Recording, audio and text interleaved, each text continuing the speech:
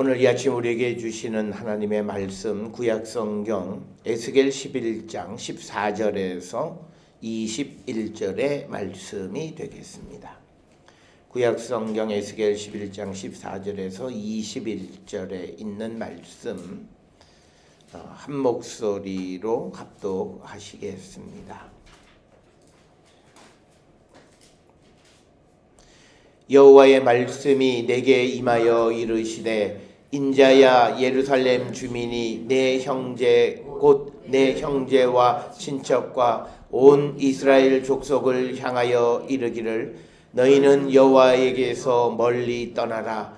이 땅은 우리에게 주어 기업이 되게 하신 것이라 하였나니 그런즉 너는 말하기를 주 여호와의 말씀에 내가 비록 그들을 멀리 이방인 가운데로 쫓아내어 여러 나라에 흩었으나 그들이 도달한 나라들에서 내가 잠깐 그들에게 성소가 되리라 하셨다 하고 너는 또 말하기를 주 여호와의 말씀에 내가 너희를 만민 가운데에서 모으며 너희를 흩은 여러 나라 가운데에서 모아내고 이스라엘 땅을 너희에게 주리라 하셨다 하라.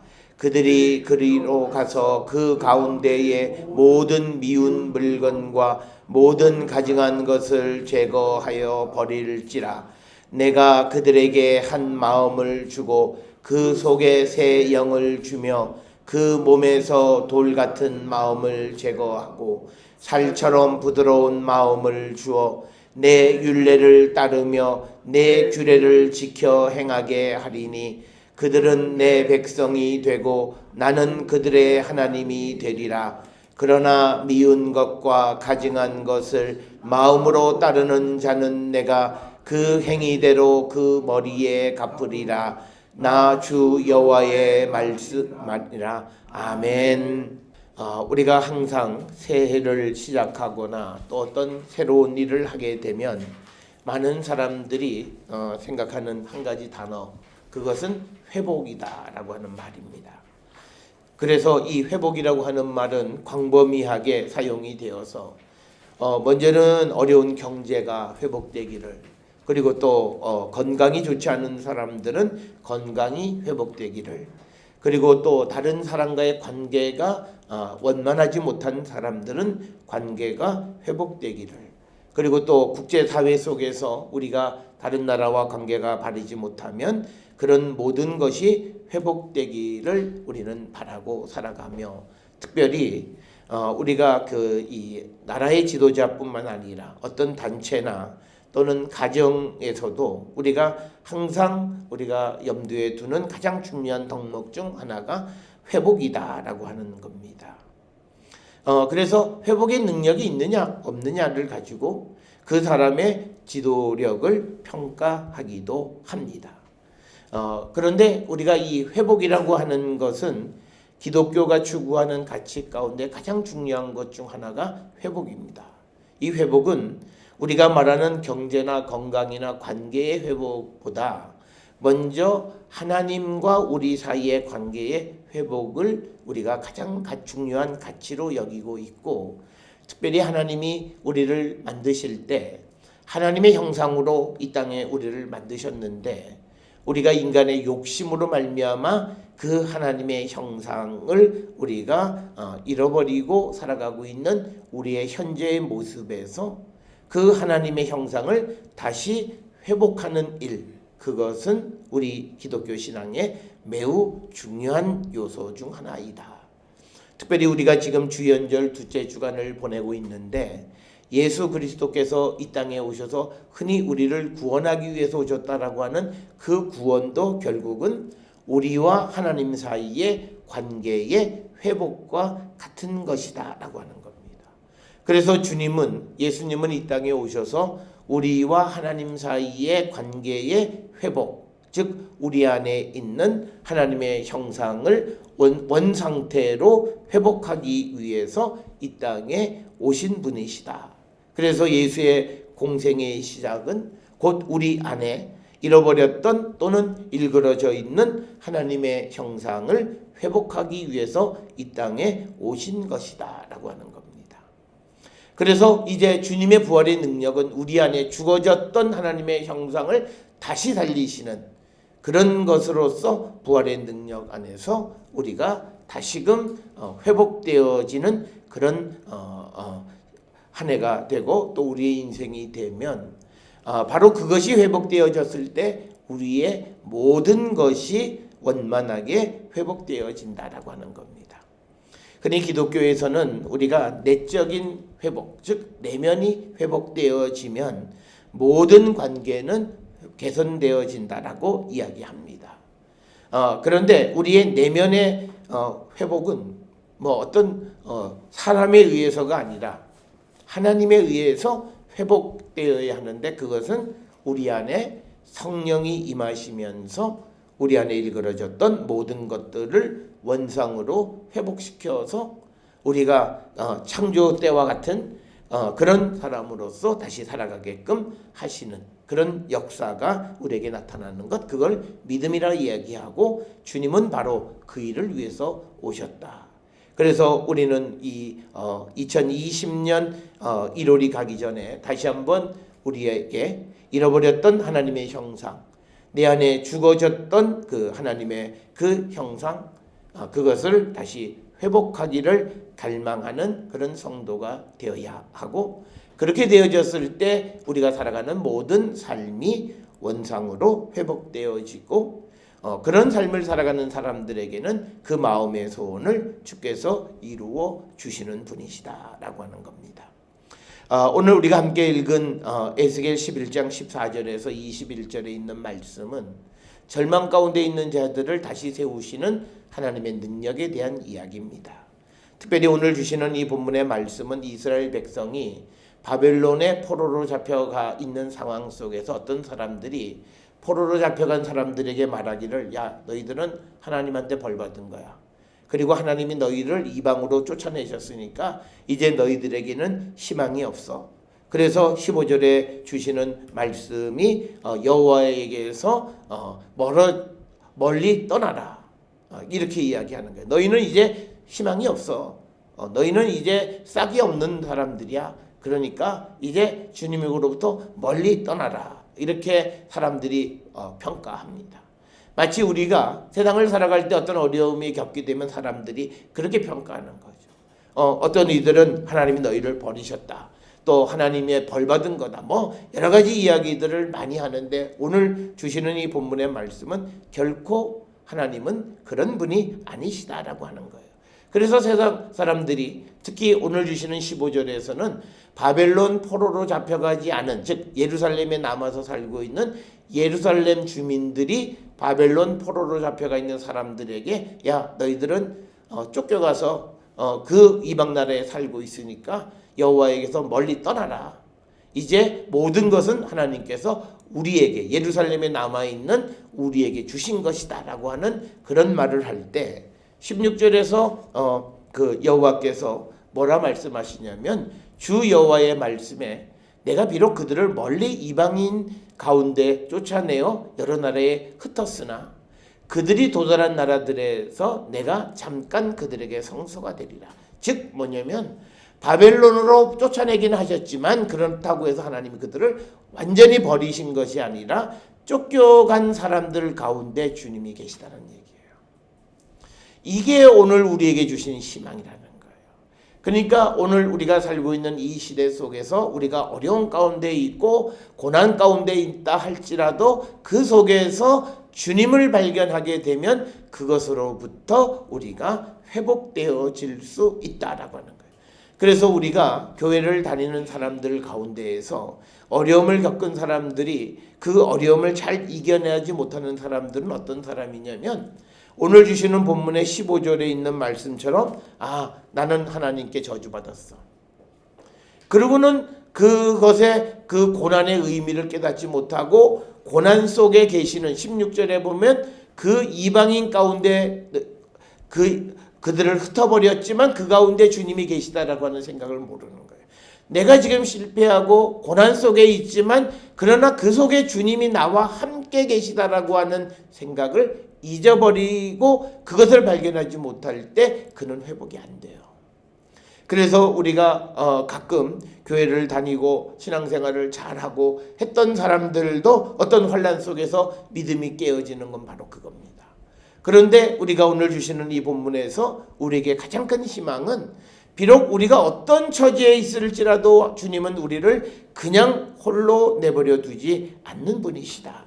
우리가 잘 아는 마태복음 28장 20절에 주님이 우리에게 세상 끝날까지 너희와 항상 함께 있으리라. 이건 주님의 약속이에요. 그러니까 내가 비록 세상을 살다가 어떤 죄를 지을 수도 있어요. 그렇다고 해서 하나님이 나를 버려버리시는 것이 아니라 그를 떠나지 않고 그 고난 속에서도 그를 만나주시는 분이시다라고 하는 겁니다. 따라서 우리가 하나님에 의해서 회복되고 다시 세워지기를 원하려면 우리는 무엇보다도 임마누엘의 신앙을 갖고 있어야 됩니다.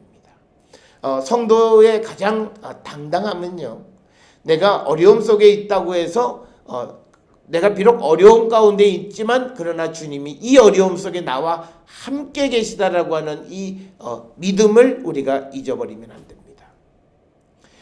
바로 그러야만 그 하나님께서 나와 고난 속에 계시는 그 주님이 나를 지키시고 나를 세우시고 나에게 영광을 회복시켜 주심을 믿는 겁니다.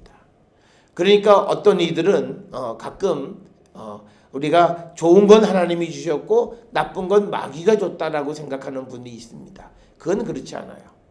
우리가 구약 성경을 쭉 읽어보면 하나님께서 이 이스라엘 사람 백성들을 바벨론의 포로로 보내세요. 왜냐하면 그 포로를 통해서 깨닫게 되기를 원하시는 거예요. 그러니까 그들의 환난은 그들을 미워하셔서 버리신 것이 아니라 그들을 다시 세우시기 위해서 하나님이 주신 하나의 훈련장과 같은 거다라는 거예요.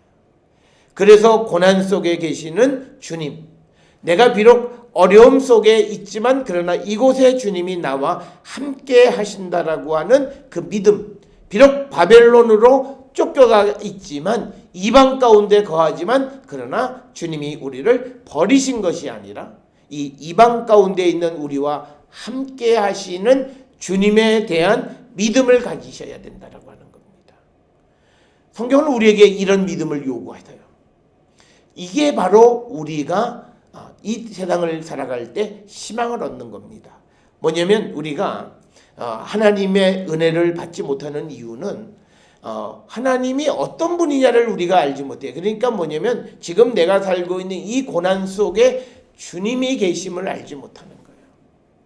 그러니까 주님이 없다고 생각하니까 그 없다고 생각하는 사람은 그 속에서 그 현실에 좌절하고 절망하고 원망하고 남에게 어떤 책임을 전가하고 하는 우리가 할 수 없는, 해서는 안 되는, 성도로서는 있을 수 없는 일들을 행함으로 인해서 어려움 속에서 모든 관계가 다 깨지고 가족의 관계도 깨지고 그래서 우리가 하나님께서 우리에게 주신 그 모든 것을 잃어버리는 사람입니다. 그자들은 이 고난 속에 하나님이 계시지 않는다고 믿어요. 그런데 오늘 우리가 읽은 이 에스겔 11장에서 분명하게 말씀하시는 것은 그들을 멀리 이방인 가운데로 쫓아내어 여러 나라에 흩었으나 그들이 도달한 나라에서 내가 하나님께서 잠깐 그들에게 성소가 되리라, 그들의 예배를, 그들의 기도를 들어주시겠다라고 하는 약속입니다. 우리도 이 믿음을 가지셔야 됩니다. 이 믿음이 있을 때 우리는 어떤 어려움 속에서도 우리는 회복되어져요. 그러니까 이런 믿음을 가지고 있는 사람의 특징은 어려운 환경을 탓하지 않습니다. 왜? 이 가운데 하나님이 계시기 때문에 지금 내가 겪는 고난이 어떻다 이건 중요한 것이 아니에요. 왜? 그 하나님께서 나를 다시 세우실 수 있음을 믿기 때문입니다. 우리에게 이 믿음이 있을 때에 우리는 어떤 어려움 속에서도 다시 세워지고 회복되어진다라고 하는 거예요. 그러니까 우리는 가끔 어떤 이들이 하나님이 나를 도와주실 거야, 하나님께서 나를 다시 세워주실 거야 라고 믿는다고는 말해요. 그런데 자신이 처해 있는 이 현실, 그 속에 주님이 계심을 발견하지 못해요. 그렇게 되면 그거는 믿음은 헛된 믿음이에요. 지금 이 어려움 속에 나와 동행하시는 주님을 발견하고 그 주님을 찬양하고 그 주님과 함께 하는 거예요. 그러니까 어떤 이들은요, 자기의 일이 잘 되면 예배도 잘하고 뭐 신앙도 힘이 나요. 그런데 모든 게 잘 안 되면 신앙도 그렇고 뭐 자기의 신앙생활 자체가 다 무너져 버리는 사람들이 있어요. 그 믿음이 없는 거예요. 그런 사람은 세워지기 굉장히 어렵습니다. 왜냐하면 어려움에 있을지라도 내가 과거에 내가 흥하고 모든 것이 잘 되어지는 그때와 똑같은 믿음의 삶을 우리는 유지해야 돼요. 더 나은 믿음을 가질 것도 원하지 않으세요? 똑같이 너가 흥했을 때 하나님께 감사하고 찬송하고 영광을 돌렸듯이 이 고난 속에서도 주님은 동일하게 너와 함께 하시니까 그 하나님 앞에 감사하고 찬양하고 영광을 돌리고 내가 살아왔던 그 하나님 앞에 헌신했던 삶의 모습을 그대로 가지고 살아가는 자들이 되어야 한다는 거예요. 그런데 많은 사람들이 그런 모습이 없어요. 잘 안 되면 왜 안 될까? 내가 믿음 생활하는데 왜 안 될까? 그러니까 그렇게 의문을 갖게 되어지는 것은 자기 안에 계시는 주님을 발견하지 못한 거예요. 오늘 주시는 이 바벨론으로 쫓겨가서 포로 생활하는 사람들이 우리와 하나님이 함께 하시지 않는다고 생각하면 기도도 안 하고요. 성경도 안 보고요. 그리고 하나님 앞에 어떤 찬송과 영광도 돌리지 않을까. 그러나 오늘 주시는 이 에스겔을 통해서 주시는 말씀은 그들이 비록 이방 땅에 있기는 하지만 내가 그들과 함께하마. 이 임마누엘의 믿음을 가지고 있을 때 우리는 회복되고 그런 자들을 하나님은 세워주신다라고 하는 거예요. 이 믿음이 우리에게 있으셔야 합니다. 그래서 우리는 때로는 어려움 가운데 있는 사람들을 비난하면 안 돼요. 그들이 비록 어려움에 처해 있지만 그 어려움 속에 주님과 함께 있다라고 하는 것. 내가 어려울 때 나와 함께 하시는 주님이지만 다른 사람이 어려울 때도 주님은 그와 함께 하신다라고 하는 사실을 우리가 꼭 기억을 하셔서 어려움 가운데 있는 사람들을 말로 마음의 상처를 주면 안 됩니다. 그거는 믿음이 없는 거예요. 그래서 우리가 이 임마누엘의 믿음이 있을 때 그것으로부터 우리는 회복되고 세워지게 되어짐을 우리가 믿고 우리가 어떤 어려운 상황에 있을지라도 그 상황 속에 주님이 함께 계심을 믿기에 두려워하지 말고 염려하지 말고 근심하지 말고 지금 나와 함께 하시는 주님이 나를 세우시기 위해서 일하심을 믿고 우리의 믿음을 주께 다하는 우리 모든 성도들이 되어야 할 줄 믿습니다. 또 하나 오늘 주시는 본문의 말씀에 의하면 17절 18절에 너는 또 말하기를 주 여호와의 말씀에 내가 너희를 만민 가운데에서 모으며 너희를 흩은 여러 나라 가운데서 모아내고 이스라엘 땅을 너희에게 주리라 하셨다. 그러니까 이제 쫓겨났던 사람들에게 다시 땅을 주시는데 그때 그 은혜를 잊기 위해서 18절입니다. 그들이 그리로 가서 그 가운데에 모든 미운 물건과 모든 가증한 것을 제거하여 버릴지라. 쉽게 얘기하면 18절의 말씀은 우상을 제거하라는 거예요. 결국은 우리가 여러 가지 고난을 당하게 되고 이스라엘이 포로로 잡혀갔던 이유는 우상 숭배 때문이에요. 그러면 하나님이 다시 회복시켜 주시면 그 회복을 통해서 내 속에 있는 가증한 것들, 하나님이 미워하시는 그 우상을 제거하라고 하는 말씀입니다. 그래서 우리가 이제 하나님께서 우리에게 회복의 징조를 보여주시기 시작할 때 그때 우리가 행해야 될 것은 뭐냐면요. 우리 안에 있는 우상을 제거하셔야 됩니다. 우리는 전적으로 하나님에 의해서 회복되어지는 것이기 때문에 우리가 가지고 있는 우상은 돈을 믿는 거죠. 물질, 돈이 역시 최고야 라고 하는 그 생각이 아니라 하나님이 나를 세워주시고 우리를 세워주신다라고 하는 거예요. 그래서 우리가 지금까지는 내가 물질을 의지하고 사람과의 관계를 의지하고 그렇게 살아왔던 삶에서 이제는 하나님만을 의지하는 마음으로 우리의 마음의 상태가 바뀌어져야 되는 것이 오늘 주시는 말씀에서 하나님이 미워하는 것 모든 가증한 것을 우리 안에 제거하는 거예요. 뿐만 아니라 내 마음 속에 있는 시대적 우상이 있습니다. 이 시대 사람들이 추구하는 것들이 있어요. 성공, 그리고 또 물질적으로, 그리고 남에게 내세울 만한 무엇이 되는, 이런 어떤 시대적 우상들이 있는데 이것도 우리에게서 제거해 버리셔야 돼요. 우리는 세상을 살아가면서 항상 타인의 눈을 의식하고 살아가요. 그런데 성도가 된다라고 하는 건요, 타인의 눈을 의식하지 않고 살아가는 거예요. 남이 뭐라 그러든지 상관없어요. 딱 우리가 의식하는 것은 하나님의 눈만 의식하는 거예요. 내가 하나님 앞에 어떤 사람이고 내가 하나님 앞에 어떤 모습으로 살아갈까. 그래서 우리가 극단적으로 얘기하면 성도가 된다라고 하는 것은 시대적 우상과는 역행하는 거예요.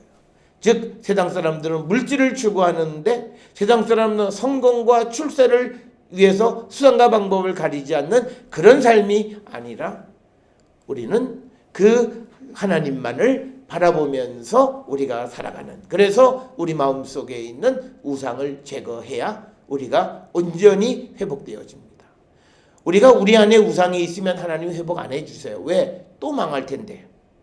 왜냐면 이스라엘이 바벨론으로 잡혀온 이유가 우상 숭배인데 회복시켜봤자 거기 안에 우상이 그대로 있으면 또 하나님의 벌을 받아서 그들이 다시 또 포로 생활을 하게 될 것이기 때문에 그럴 바에는 그들에게서 우상을 제거할 마음이 생길 때까지 하나님은 그들을 고난 속에 두시는 거예요. 그래서 우리는 고난의 기간이 얼마냐? 그건요, 우리가 언제 가끔 물어봐요. 목사님 이게 언제 이게 끝날까요? 본인이 잘 알아요. 내 마음속에 이 우상이 제거될 때 하나님 우리를 회복하세요. 그게 없어져야만 그가 다시 세워져도 이 세워진 은혜를 지속할 수 있어요. 그런데 그게 아니라 어려울 때는 하나님을 의지하는 것 같지만 다시 회복되어지면 다시 세상적 가치를 가지고 세상을 살아가면 그는 또 다시 하나님이 미워하고 하나님이 가증하게 여기는 것을 의지하게 되니까 다시 똑같은 곳으로 돌아오게 되는 거예요. 그래서 우리가 우상을 제거하는 믿음이 있을 때 우리는 세워집니다. 그래서 우리가 어려움을 겪게 되어지면 모든 사람은 자기를 성찰해야 돼요. 우리가 소위 노답인 사람은 뭐냐면요, 어떤 경우에도 자기가 옳다고 생각하는 거예요. 자기를 돌아보지 않아요. 남들은 다 아는데 자기는 몰라요. 우리가 보통 사기꾼들이 그래요. 사기꾼들은요, 우리가 보면 저 사람 사기꾼인지 알아요. 그런데 그 주변에 있는 그 가족들이나 그 본인은 자기가 사기꾼이 아니고 자기 말이 통하는 줄 알아요. 그러니까 답답한 거예요. 그러니까 그 사람들이 생각할 때 왜 저 사람들은 나의 말을 안 들을까? 아니, 들으면 저건 사기꾼이에요. 그러면 그 사람이 회복되어지는 것은 관계가 회복되어지든 자기의 일이 회복되어지려면 그 사기꾼적인 모습이 진실한 모습으로 바뀌어야 되는 거예요. 그래서 우리가 오늘 주시는 본문의 말씀에 하나님이 우리와 함께 하셔서 어려움 속에서 우리를 회복시켜 주시려고 할 때 우리는 우리 안에 있는 가증한 것, 우상을 제거하는 자들이 되어야 한다. 하나님이 제일 미워하시는 건 딱 하나예요. 하나님 말고 다른 걸 의지하는 거예요. 하나님은 우리에게 어떤 경우 우리를 진노하시냐면 우리가 하나님을 의지하지 않고 다른 걸 의지하면 꼭 그 일을 망쳐놓으세요. 그건 꼭 기억하세요. 하나님은 질투하시는 분이고 하나님이 우리에게 대해서 진노하시는 건 다른 거 아니에요. 하나님을 의지하지 않고 다른 걸 의지해서 뭘 이루면요, 그건 어떤 경우에도 반드시 그 일을 망쳐버리세요. 그게 믿음 안에 있는 사람들이 꼭 가져야 될 거예요. 그래서 우리가 모든 미운 물건과 가증한 것을 우리가 제거해야만 우리에게 온전한 회복이 이루어질 수 있다라고 하는 거예요. 특별히 우리가 이스라엘 사람들은 바알신을 섬기는 거예요. 그래서 바알이 무엇인가를 자기를 회복시켜 줄 거라고 생각해요.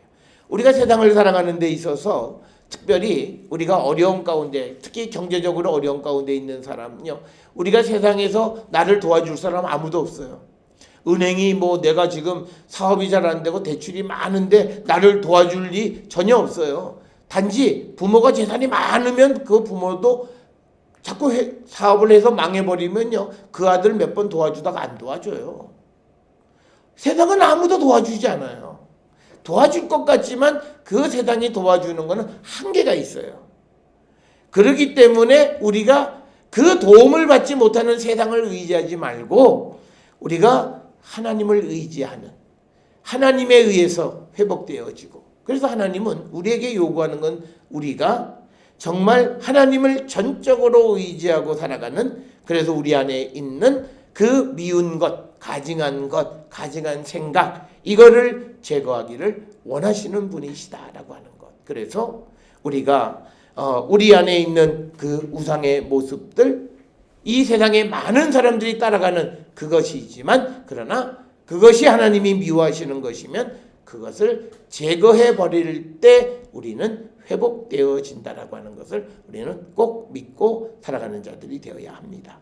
뿐만 아니라 우리를 회복하시면서 하나님께서 하시는 것은 뭐냐면 우리에게 19절에 보니까 새 영을 부어주십니다. 내가 그들에게 한 마음을 주고 그 속에 새 영을 주며 몸에서 돌 같은 마음을 제거하고 살처럼 부드러운 마음을 주어 내 율례를 따르고 규례를 지켜 행하게 하리라. 그러니까 뭐냐면 우리가 오늘 주시는 이 19절에서 말하는 새 영이라고 하는 것은 성령을 주시는 겁니다. 그래서 우리가 그 성령을 주시면 어떻게 되냐면 20절에 하나님의 말씀을 지키는 거예요. 그러니까 하나님 말씀대로 살아가지 않는 사람은요, 새 영이, 새 마음을 갖지 못한 거예요. 성경은 이 인과관계가 너무 분명해요. 그러나 오늘 우리가 살아가는 사람들, 내가 20년, 30년 신앙생활을 했다고 해서 내가 믿음이 있다고 그러면서 하나님 말씀대로 안 살아요. 그건 다 거짓말이에요. 특별히 우리가 교회를 다니면서 우리가 별로 좋은 믿음의 관계가 아닌 건 뭐냐면요, 저 사람의 삶이 잘 안 되는데 그 사람 말을 들어요. 그 사람의 말을 듣고 따라가요. 그럼 우리가 같이 망하는 거예요. 그 사람이 하나님의 말씀대로 살아가는 거, 적어도 우리는 나는 그렇게는 못 살았는데 성경은 그렇게 살라고 하지, 그렇게 살 수 있었으면 좋겠어, 이게 정말 나를 위한 거예요.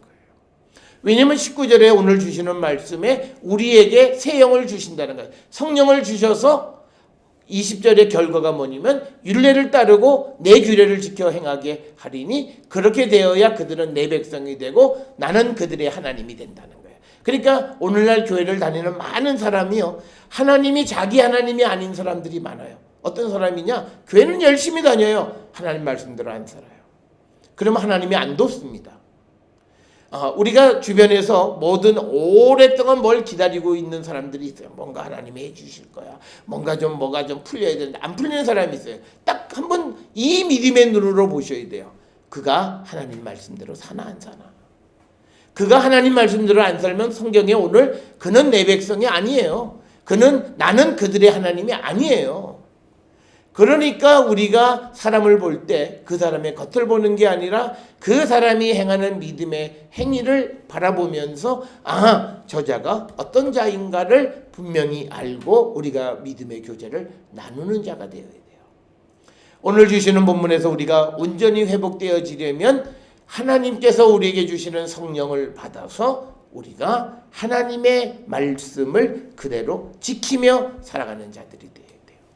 오늘 우리가 살고 있는 이 세상에서 하나님의 말씀을 평가하고 그대로 안 된다라고 말하고 그렇게 살 수 없다고 말하는 사람들의 삶의 결과는요, 다 멸망이에요. 성경은 그걸 우리에게 분명하게 얘기해요. 내가 못 산다고 해서 그렇게 살 필요가 없어, 살 수 없어, 그렇게 얘기하면 안 돼요. 나는 못 살지만 성경은 살라고 그래. 이게 내 고민이야. 이렇게 우리가 적어도 말은 할 줄 알아야 돼요. 그래서 다른 사람들에게도 하나님의 말씀 안에 살아가는 삶이 얼마나 소중한가를 우리가 생각하게 해야 되는데, 자기가 못하는 거를 남도 하지 못하게 막는 것. 그러니까 성경에 예수님 말씀하셨잖아요. 자기도 천국에 들어가지 않으면서 천국 들어갈 사람의 문을 막아버리는 사람, 그 자들은 하나님의 저주를 받을 거다. 그래서 우리가 세상을 살아가면서 오늘 주시는 말씀에서 새 영을 주어서 우리의 마음이 부드러워지고, 그래서 주의 율례를 지키고 행하게 되면 그가 내 백성이 되고 나는 그들의 하나님이 된다. 분명한 인과관계를 우리에게 설명하고 있습니다. 그러니까 내가 가끔 언제쯤이나 회복이 될까요? 내 안에서 내가 하나님의 말씀대로 살아가는 삶이 작은 것부터 조금씩 변화되어질 때 그때 그가 하나님이 주시는 회복을 누릴 수 있습니다. 다른 사람에게 묻지 마세요. 내가 잘 알아요. 내가 하나님의 말씀, 내게 주시는 말씀, 내게 걸림돌이 되는 이 말씀을 내가 어떻게 하든지 이 말씀 안에 살아가려고 할 때 그의 모든 일이 풀려요. 그리고 하나님이 도우세요. 우리는 기도하지만 하나님 말씀대로 안 살면 오늘 주시는 20절에 보면 그는 내 율례, 내 규례를 지키지 않으니까 내 백성이 아니고 나는 그의 하나님이 아니에요. 그러니까 백날 기도해도 하나님이 안 들으세요. 왜? 너는 내 말 안 듣지 않니? 간단해요. 우리가 기도를 들어주신다는 거는 우리가 하나님의 말씀을 들을 때 하나님 우리의 말을 들어주세요. 그러니까 내 기도가 응답되어지는 능력이 있는 것은 다른 거 아니에요. 내가 하나님의 말씀을 많이 그대로 살아가려고 하는 사람의 간구하는 소리를 주님은 듣게 돼 있어요.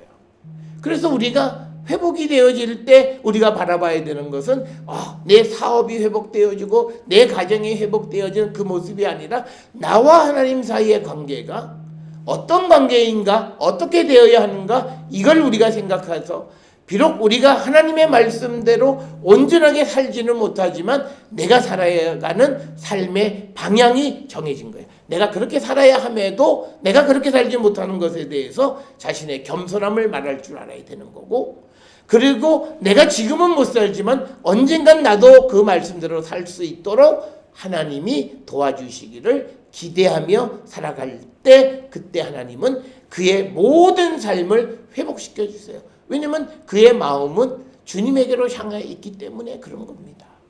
그래서 우리가 기독교의 신앙은요, 이게 우리가 속된 말로 심보의 신앙이에요. 그건 뭐냐면 이 사람이 예수 믿고 뭘 어떻게 하려고 그러느냐, 이걸 보고 하나님이 그 사람을 은혜를 베푸시든지 이게 욕심꾸러기고 하나님을 이용하려고 하면 하나님이 이용 안 당하세요. 자기 문제만 해결하고 하나님에 대해서 자기가 아무것도 생각하지 않으면 하나님은 응답하지 않으신다라고 하는 거예요. 그래서 오늘 주시는 이 본문의 말씀을 통해서 우리가 정말 비록 어려움 속에 있을지라도 하나님 우리를 세우시고 어려움 가운데 우리와 함께 하셔서 우리에게 희망을 주셨는데 그 임마누엘의 주님을 믿는 자들은 먼저 우리 안에 있는 그 마음의 우상을 제거하고 이제는 그 우상을 제거한 자리에 하나님이 주시는 새 영 성령 안에서 하나님의 말씀대로 살아가는 하나님의 백성이 되고자 할 때에 하나님은 그들을 온전히 회복시켜 주시는 분임을 우리에게 그대로 말씀하십니다. 그래서 21절에 미운 것과 가증한 것을 마음으로 따르는 자는 내가 그 행위대로 그 머리에 갚아주리라. 그러니까 그는 회복될 수가 없다는 거예요. 하나님의 말씀대로 안 하고 가증하고 미운 것을 그냥 따라가는 사람에게는 하나님이 그 행위대로 머리에 갚아주신다라고 하는 것이 오늘 주시는 말씀입니다. 오늘 우리에게 주시는 에스겔 11장 14절에서 21절의 말씀은 우리가 어려움 속에서 회복되어지는 회복의 길을 아주 분명하게 해석하고 나시고 할 것도 없어요. 분명하게 인과관계를 설명하면서 우리가 어떻게 되어야 할 것인가 분명한 말씀을 우리에게 주십니다.